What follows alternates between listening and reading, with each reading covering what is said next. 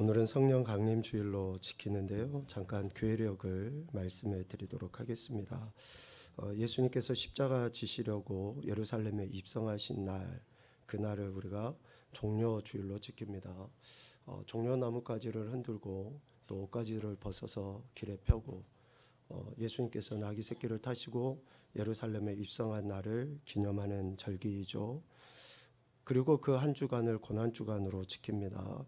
예수님께서 십자가 지시기까지 행하셨던 그 행적들을 요일별로 이렇게 살펴보면서 예수님께서 이 땅에 오셔서 어떤 일을 구체적으로 하셨는가라는 것을 깊이 묵상하는 절기입니다. 그 금요일 날 예수님께서 십자가에 못 박혀 죽임당하시고 3일 만에 살아나시죠. 그날이 부활절, 부활주일입니다. 십자가 대속의 죽임을 당하시고 3일 만에 살아나신 그 주님, 그리고 예수님께서 부활하신 이후에 사도행전 1장에 보면 40일 동안 예수님께서 제자들에게 보이셨다라고 이야기합니다. 40일 동안 제자들에게 보이셔서 행하셨던 일이 하나님 나라의 일을 말씀하신 거였거든요. 부활하신 예수님이 40일 동안 제자들과 함께 있으면서 하나님 나라의 일을 말씀해 주셨다. 그리고 승천하시죠. 승천하신 이후에 예수님께서 이미 일찍이 약속하셨던 대로 성령 하나님이 임하십니다. 그 성령 하나님의 임하심을 우리는 성령 강림절, 또 주일로 지킬 때 성령 강림 주일 이렇게 이야기합니다. 부활하신 예수님이 40일 동안 제자들과 함께 있었고 40일이 지나고 난 이후에 제자들이 모여서 전심으로 기도할 때 성령 하나님이 임하시는데 열흘 만에 성령 하나님이 임하시거든요. 그 열흘 만에 임하신 성령 하나님의 임재하심, 근데 그 열흘이라는 그 시간을 부활하신 그날로부터 해서 50일이라는 시간으로 정합니다. 그런데 참 절기가 구약 이스라엘 백성들에게 하나님이 말씀하셨던 그 절기와 하나님께서 동일하게 역사해 가시는 것을 보게 되는데, 사도행전 2장 1장 말씀을 보면 그렇게 되어 있습니다. 먼저 사도행전 2장 1절부터 4절까지의 성령의 임재하심, 임하심의 현상을 기록을 해놓고 있는데, 오순절 날이 이미 이름에 그들이 다 같이 한 곳에 모였더니 라고 이야기합니다. 여기서 오순절은 하나님께서 이스라엘 백성들에게 이야기하신 유대절기예요. 오늘날 우리가 성령 강림주일로 지키는 그런 오순절의 절기가 아니고 유대인들이, 즉 애굽에서 건진받은 이스라엘 백성들이 가장 먼저 지켜야 될 절기가 뭡니까? 유월절이죠. 유월절로부터 50일째 되는 그날이 지금 여기 사도행전 2장 1절에서 이야기하는 오순절입니다. 그러니까 이 오순절은 보리 곡식단을 이렇게 하나님 앞에 제단에 드리고 난 이후에 밀을 수확하고 난 그 마지막 날이라고 해도 틀리질 않아요. 그 추수 기간이 다 끝난 날을 이야기를 하는 겁니다. 그래서 이 오순절의 절기를 유대인들이 지켜야지 돼요. 특별히 이스라엘 백성들은 이스라엘의 3대 절기를 지켰잖아요. 유월절을 지켰고 오늘 이야기하는 오순절을 지켰고 그리고 장막절, 초막절을 지키는 거예요. 추수감사절이라고 하는 이 3대 절기를 이스라엘 백성들은 지켜야 되는데 유월절을 지내고 나서 50일째 되는 오순절을 지금 저들이 지키기 위해 마가 다락방에 모인 거예요. 예수님을 따랐던 무리들, 예수님의 어머니, 뭐 그런 무리들이 다 같이 한 곳에 모인 거죠. 여기서 오순절 날이 이미 이름에 라는 그 말의 원뜻은 시간이 거의 닥쳤다라는 거예요. 오순절이라는 그 시간, 그 절기가 이미 닥친 그때에 호련히 하늘로부터 급하고 강한 바람 같은 소리가 있어 앉은 모든 무리들에게 이렇게 임하게 됐다라고 이야기해요. 하나님께서는 이스라엘 백성들에게 절기를 말씀하셨고 그 절기를 지키는 것 가운데 그들이 어떻게 지켰습니까? 사도행전 1장에 보면 예수님이 이 명령을 하시죠. 승천하시면서 아버지 하나님께서 약속하신 것이 임하실 때까지 어떻게 하라고요? 예루살렘을 떠나지 말고 간절히 기다려라. 사도행전 1장 4절 5절 말씀을 우리 같이 보도록 하겠습니다. 사도행전 1장 4절 5절 시작.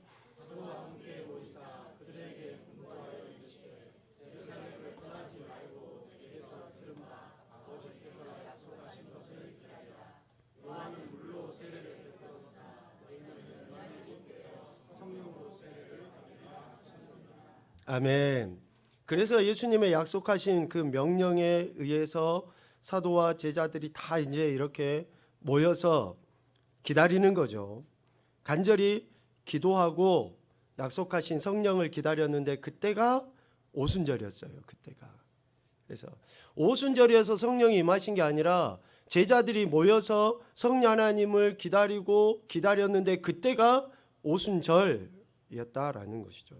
그래서 이 명령에 순종한 제자들이 몇 날이 못 돼요. 즉 10일 만에 성령 하나님의 임재하심을 경험하게 된 거죠.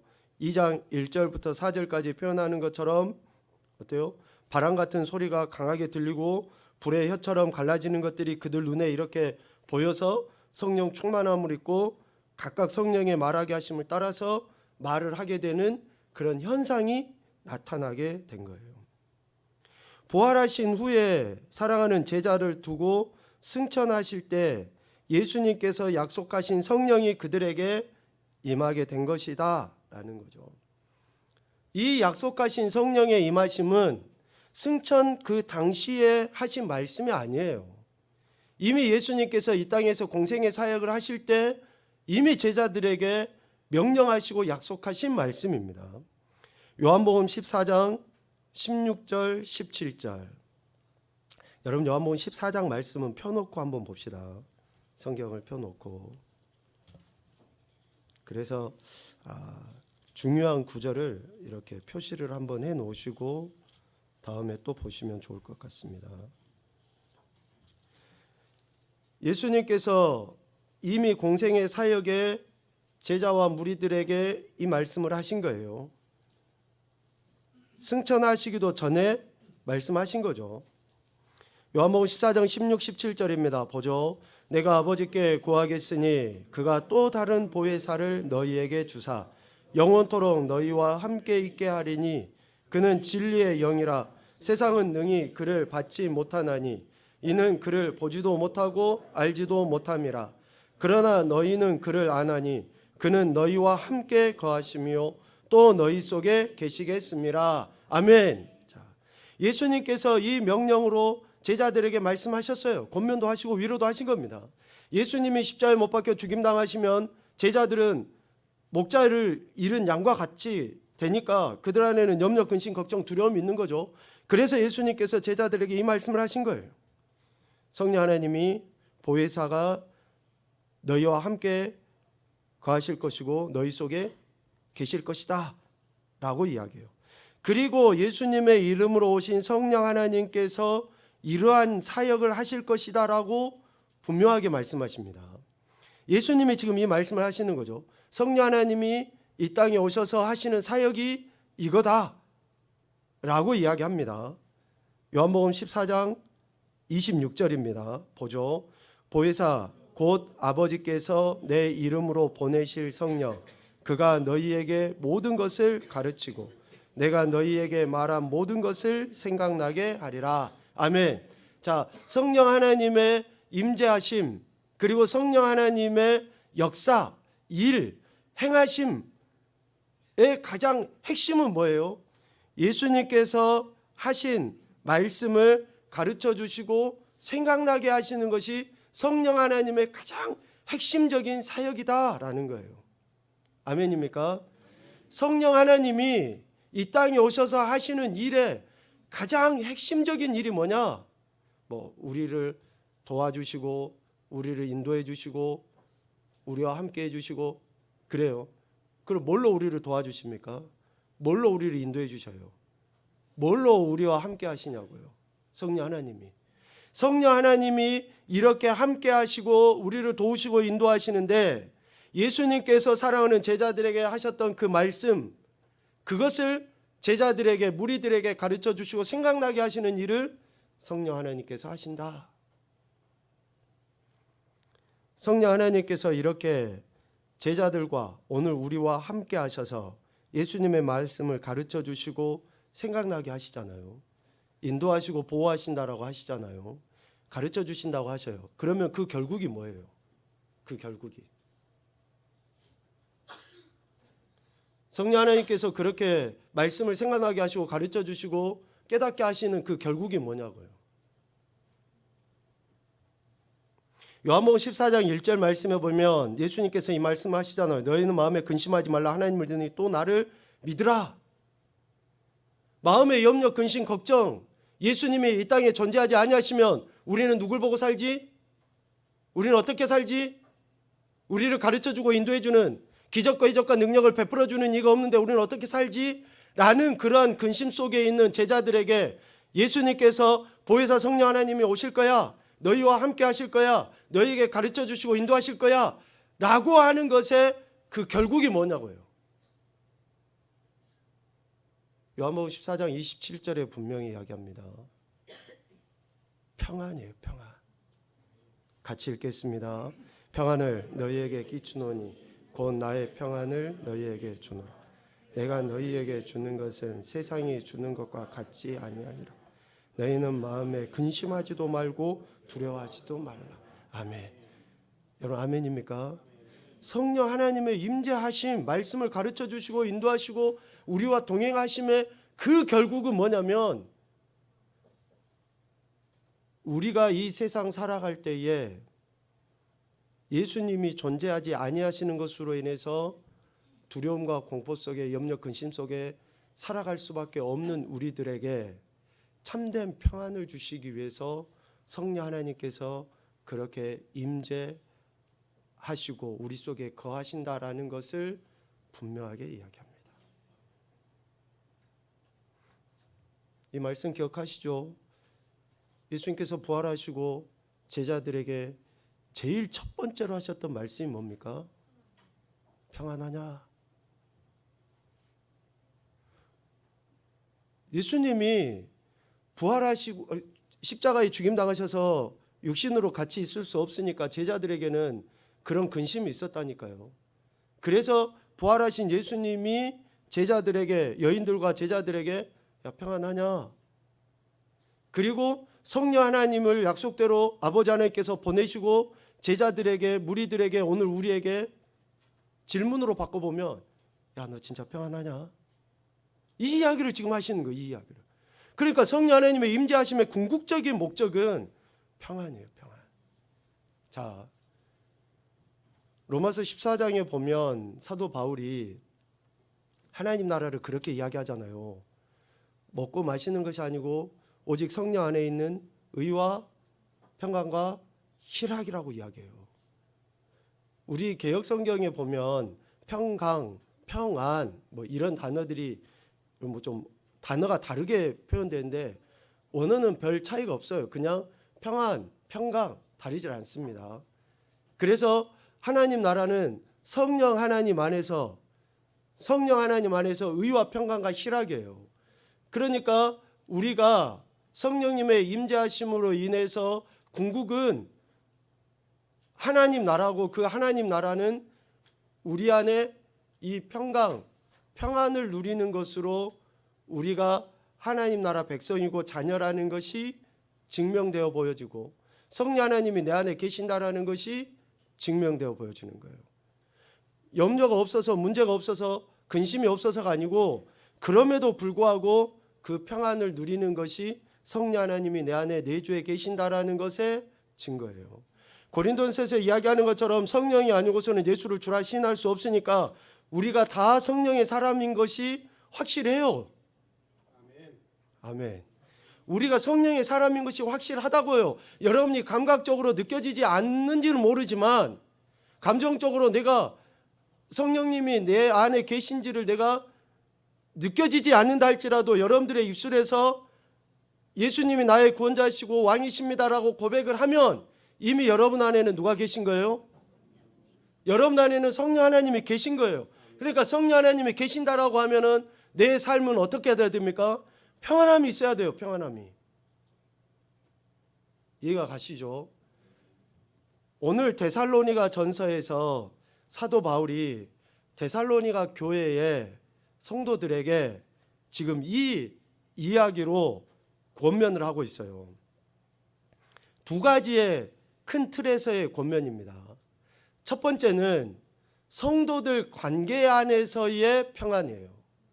성도들 관계 안에서의 평안. 두 번째는 내 개인 스스로 안에서의 평안을 사도 바울이 강조해서 이야기를 해요. 자, 오늘 데살로니가전서 5장 12절과 13절 말씀에 보면 13절 전반부까지 말씀에 보면 형제들아, 여기서 형제는 누굽니까?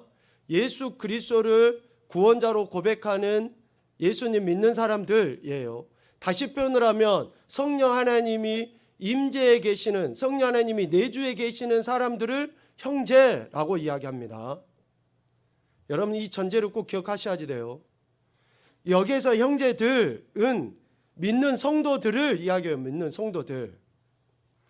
성도들아, 우리가, 그러니까 사도 바울과 또 바울의 동역자들일 수도 있고 12절 말미에 이야기하는 것처럼 주 안에서 너희를 다스리며 권하는 자들, 즉 당시의 장로들이라고도 할 수 있어요. 우리가 너희에게 구하노니, 간청하노니, 간절히 요청한다. 너희에게, 즉 성도라고 성령이 내주에 있다고 하는 너희에게 내가 간절히 요청한다. 너희 가운데서 수고하고 주 안에서 너희를 다스리며 권하는 자들을 너희가 알고 그들의 역사로 말미암아 사랑 안에서 가장 귀히 여기며, 여기까지. 그러니까 지금 사도 바울과 장로들이 데살로니가 교회 성도들을 위해서 정말 사랑으로 수고하고 애쓰고 헌신하는 것에 대한 가치를 너희가 귀하게 여긴다 그러면 이런 말이에요. 12절과 13절 말은 주 안에서 너희를 위해서 간절히 사랑으로 수고하고 애쓰고 헌신하는 이들에 대한 그러한 삶을 너희들이 가치 있게 여긴다 그러면 이러한 삶을 살아라 라고 13절 말미서부터 쭉 이야기를 해나가고 있습니다. 첫 번째는 성도와의 관계를 13절 마지막 너희끼리부터 15절까지 이야기해요. 성도들 관계 안에서의 평안, 화목을 이야기합니다. 여기에서 너희끼리라는 것은 누구예요? 여기서 너희끼리가 누구를 의미합니까? 아멘. 예수 믿는 성도들, 형제들끼리 화목하라. 왜요? 고린도후서 5장에서 분명하게 이야기하잖아요. 예수 그리스도로 말미암아 새로운 피조물 된 우리에게는 어떤 직분과 직책이 있습니까? 화목하게 하는 직책과 직분이 주어졌어요. 그러니까 이 화목케 하는 직책과 직분을 간직한 우리는 성도들끼리 화목을 해야 돼요. 예수님께서도 마태복음에 뭐라고 말씀하셨습니까? 형제에게 원망 들을 만한 일이 있으면 재물을 제단에 얼른 갖다 바치지 말고 내려놓고 가서 화목하고 와서 제단에 바쳐라 라고 말씀하셔요. 안 믿는 사람들하고 화목을 이야기하잖아요. 화평을, 평안을 이야기하지 않습니다. 믿는 우리들 안에서의 화목과 화평이 있어야지 돼요. 아멘 좀 하십시오, 여러분. 우리가 우리끼리 화목과 화평이 있어야 된다니까요. 여러분 착각하시면 안 돼요. 세상 사람들하고 우리는 물과 기름이에요. 하나 될 수가 없고 화목할 수가 없고 평안할 수가 없다니까요. 아무리 우리가 노력해도 저 사람들은 하나님의 영이 없기 때문에 우리와 화목할 수가 없어요. 너희끼리라는 이 말을 또 안 믿는 사람들은 이러한 말을 갖고 그 갈고리처럼 사용하죠. 저것들끼리만 끼리끼리 이야기한다고 그러죠. 여러분, 사도 바울이 형제들에게, 성도들에게 하는 이 이야기는 저들은 이해를 못하는 거예요. 그래서 이 화목하라, 그리고 또 14절 말미에 모든 사람에게 오래 참으라, 여기에서 모든 사람도 안 믿는 모든 사람들에게가 아니에요, 여러분. 여기에 14절에 나와 있는 게으른 자들, 마음이 약한 자들, 힘이 없는 자들, 이런 사람들이 모든 사람이에요. 그런데 이런 모든 사람도 궁극에는 어디에 걸립니까? 12절에 형제들아에 걸려요. 예수님 안 믿는 모든 사람들과 우리가 화목하고 모든 사람들에게 오래 참아라는 게 아니에요. 믿는 형제들에게, 성도들에게 오래 참으라라고 그렇게 이야기합니다. 그리고 15절에도 분명히 이야기하죠. 누가 누구에게든지 악으로 악을 갚지 말게 하고 서로 대하든지 모든 사람을 대하든지 항상 선을 따르라. 그러니까 여기에서 누구에게든지 믿는 형제가 내게 악을 행했다 할지라도 어때요? 선으로 행하라라는 거예요. 안 믿는 사람한테가 아니라니까요. 그래서 로마서 12장에 그런 이야기 하죠. 원수에게 어떻게 대하라고요? 먹을 것, 마실 것, 입을 것. 안 믿는 사람의 원수가 아니라 믿는 형제들 간의 그러한 다툼, 갈등 속에서 이런 화목, 오래 참음, 선으로 행함이 있어야 한다라고 이야기해요. 다시 말하면 여러분들이 성령이 내 안에 내주하고 계시고 내 안에 평안함을 누리고 살아가기 위해서는 어떻게 해야 됩니까? 안 믿는 사람하고도 막 화평하기 위해서 그렇게 쫓아다니는 게 아니라 남편, 아내, 자녀들, 성도들 간에 이러한 화목하고 오래 참고 선을 행하는 것이 필요하다라고 이야기해요. 성도들 안에 서로 화목하지를 못해. 근데 어떻게 평안함이 있을 수 있습니까? 성도들 안에 오래 참음이 없어. 어떻게 평안함이 있을 수 있어요? 성도들 안에 선을 행하지 않아요. 어떻게 평안할 수 있습니까? 내 안에 성령 하나님이 내주하고 계신다라고 하고 내가 평안함, 그 은혜를 하나님 앞에 경험했다고 하는데 그게 없어. 그래서 사도 바울은 12절부터 즉 13절 말미서부터 15절까지는 성도들 관계 안에서의 이 평안함을 누리는 자가 성령의 사람이다라는 것을 이야기하고, 크게 두 번째는 내 스스로 내 안에서의 평안함을 누리기 위해서 16절부터 22절까지 명령하고 있어요. 16절부터 22절까지 성령님이 내 안에 내주하고 계신다라는 그 증거로서의 내 안에 그 평안함을 누리기 위해 너가 이런 삶을 살아야 돼 라고 지금 명령하고 있다고요. 첫 번째는 항상 기뻐하는 것으로 평안을 누려라 라고 명령합니다. 두 번째는 쉬지 말고 기도해라 라는 것으로 우리가 평안을 누릴 수 있다라고 이야기해요. 세 번째는 범사에 감사하라 라는 것으로 우리가 평안을 누릴 수 있다라고 이야기합니다. 그리고 성령을 소멸하지 않음으로 평안을 누리라. 또 예언을 멸시하지 않음으로 평안을 누려라. 범사에 하려 좋은 것을 취함으로 평안을 누려라. 악은 어떤 모양이라도 버림으로 평안을 누려라 라고 명령하고 있어요. 성령 하나님이 우리 안에 내주하셔서 우리가 진짜 평안을 누리기 위해, 내 안에 그 평안을 누리기 위해서 내가 어떻게 해요? 항상 기뻐하고 쉬지 않고 기도하고 범사에 감사하고 성령을 소멸하지 아니하고 또 예언도 멸시치 아니하고 악은 모양도 본받지 아니하고 버려버리는 것. 이것으로 성령님이 내 안에 계심으로 인한 그 평안을 내가 누릴 수 있다라고 이야기를 하는 것입니다. 말씀을 여러분 천천히 한번 봐보세요. 내 안에 평안을 어떻게 누릴 수 있는가? 항상 기뻐하는데 평안하지 않을 수 있겠습니까? 항상 감사하는데 평안하지 않을 수 있겠냐고요.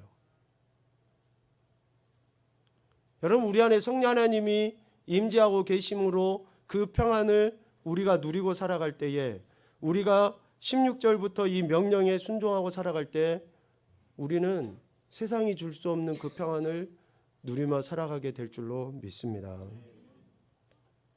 그래서 성령 하나님의 임재하심으로 우리는 예수 그리스도를 구원자와 왕으로 고백할 뿐만이 아니라 예수님 믿기 이전의 삶, 즉 성령의 임재를 경험하기 이전의 삶과는 달라야 한다라는 것을 지금 명령해요. 예수님 믿기 이전에는 항상 불평하고 원망했죠. 늘 시기하고 질투하고. 그런데 예수님 믿고 난, 즉 성령의 임재함을 경험한 인생들은 달라야 된다라는 거예요. 우리 입술에서 지금 불평이 나오는지 감사가 나는지, 찬양이 나오는지 아니면 원망이 나오는지, 상황이 좋아서 찬양하는 거, 감사하는 거, 이게 아니잖아요. 힘들고 어려워도 우리가 예수 그리스도로 말미암아서 내 안에 성령님이 계신 것으로 인해서 우리가 그렇게 살아가야 되는 거 아니에요? 아니, 예수님 믿기 이전하고 똑같다 그러면 그게 무슨 성령의 사람입니까? 예수님 믿기 이전하고 똑같이 내가 주인 되어져서 살아간다 그러면 어떻게 그 사람이 진짜 예수님을 구원자와 왕이라고 고백한 사람이냐고요. 여전히 불평하고 특별히 형제지간이라고 하면서 예수님 믿는 성도라고 하면서 성도 안에서, 여러분에게 천천지 원수와 같은 사람이 있습니까? 없잖아요. 그런데 왜 이렇게 미워하고 다투고, 왜 이렇게 마음에 그렇게 꿍해가지고 있습니까? 뭐 때문에 그래요? 여러분, 저한테 서운한 거 있으면 빨리 푸십시오. 네. 천국 가시고 싶으면 저한테 서운한 거 있으면 풀어요. 제 전화번호 아시죠? 네. 언제든지 전화도 하시고. 저한테 서운한 거 있습니까 혹시? 여러분을 위해서 푸셔야지 돼요.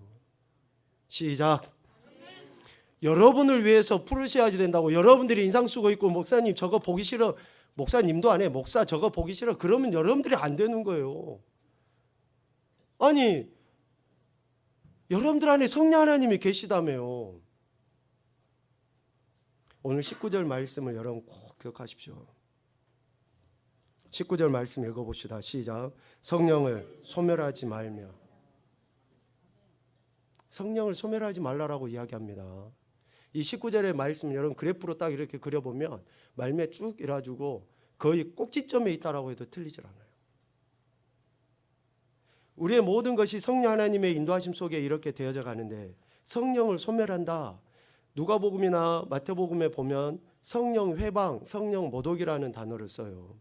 근데 성령 회방과 성령 모독이라는 이 모함하다, 비방하다, 없애버리다 라는 건데, 그럼 우리가 성령 하나님을 소멸하고 멸시하고 모독하고 회방한다라는 게 뭐예요 도대체? 뭘 여러분들이 성령을 회방한 것이 뭐 있습니까?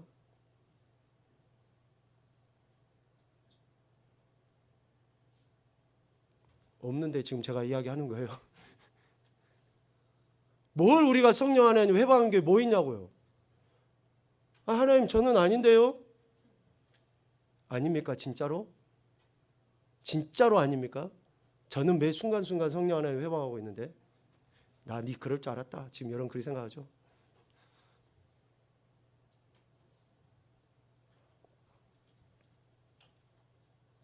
성령 하나님께서 우리 안에 임하셔서 우리에게 평강을 주시고 하나님 나라를 꿈꾸게 하셨음에도 불구하고 우리가 그 분명한 사실을 내 것으로 받아들이지 못하고 기뻐하지 않냐고 감사하지 않냐고 기도하지 않냐고 예언을 멸시하고 악한 것들을 쫓아서 살아가는 그 자체가 뭡니까? 성령을 회방하는 거예요. 성령을 소멸하는 겁니다. 형제를 미워하는 거 성령을 회방하는 겁니다. 믿음의 지체들을 온전히 사랑으로 품지 못하는 거 성령을 회방하는 거예요. 한 가지 이야기해 볼까요? 14절에 나와 있는 게으른 자들, 마음이 약한 자들, 힘이 없는 자들, 어떤 사람들입니까? 아무리 예수님을 믿어도 그 사람이 제대로 훈련받지 못한 아직 연약한 형제일 수 있어요. 여러분 믿음이 대단하고 좋은 것 같지만 다른 사람이 혹 그러한 믿음이 없을 수도 있어요. 그런 게으름, 이 게으르다라고 하는 원어적인 의미는 훈련을 제대로 받지 못한 병사라는 의미가 있어요. 그러니까 그런 사람이 있을 수 있다고요. 그런데 왜 정죄합니까? 왜 판단해요? 또 마음이 약한 자들, 누군가가 믿음 지키다가 박해를 당하고 순교를 당하는 그런 사람들을 보면 좀 낙심이 되고 하는 사람이 있을 수 있잖아요. 그런 사람을 보면서 위로하고 격려는 못해줄 망정 저거 믿음 없는 놈 하고 왜 손가락질합니까? 힘이 없는 사람 어떤 사람입니까? 믿음의 담대함이 부족할 수도 있어요. 그러나 그때마다 형제라고 그러면 어떻게 해야 됩니까? 오래 참아주기도 해야 되고 또 그가 더 믿음으로 굳게 설 수 있도록 축복하고 격려하고 해야 되는 거 아니냐고요. 그렇게 하지 아니하는 것이 미안하지만 다 성령을 소멸하는 거고 성령을 회방하는 거예요.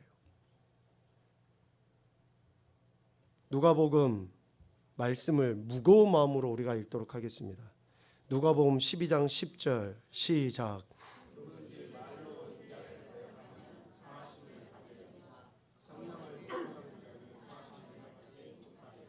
아멘. 이 말씀 매우 엄중한 말씀으로 여러분 받아들이셔야지 돼요. 매우 심각하게 예수님께서 제자들에게 하신 말씀으로 여러분들이 여기셔야지 됩니다.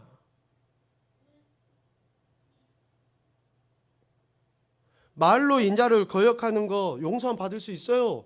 그런데 성령 하나님을 모독하는 것은 사하심을 받지 못한다라고 분명하게 예수님께서 말씀하셨어요. 예수님이. 그러면 우리가 성령을 모독하고 성령을 해방하는 것은 사하심을 못 받는다라고 이야기할 때 우리가 감사하지 않냐고 여전히 불평하고 원망하고 형제들에 대해서 용서하지 못하고 용납하지 못하고 받아들이지 못하는 그 죄 어떻게 해야 됩니까? 다시 한번 이야기해 봅시다. 정말로 여러분 지체들이 아니요 여기서 있는 제가 그렇게 여러분들하고 도저히 회복 불가능한 원수지간입니까? 여러분 우리가 좀 진지하게 성령 강림주일에 성령 하나님이 우리에게 임하셔서 하신 이 일에 대해서 왜 가정이 이렇게 부부간에 부모 자녀간에 이런 어그러짐이 왜 생깁니까? 교회 공동체 안에 왜 이런 안타까운 일들이 왜 생깁니까? 말씀의 결론을 맺겠습니다. 저와 여러분 안에는 성령 하나님이 내주에 계신 줄로 믿습니다.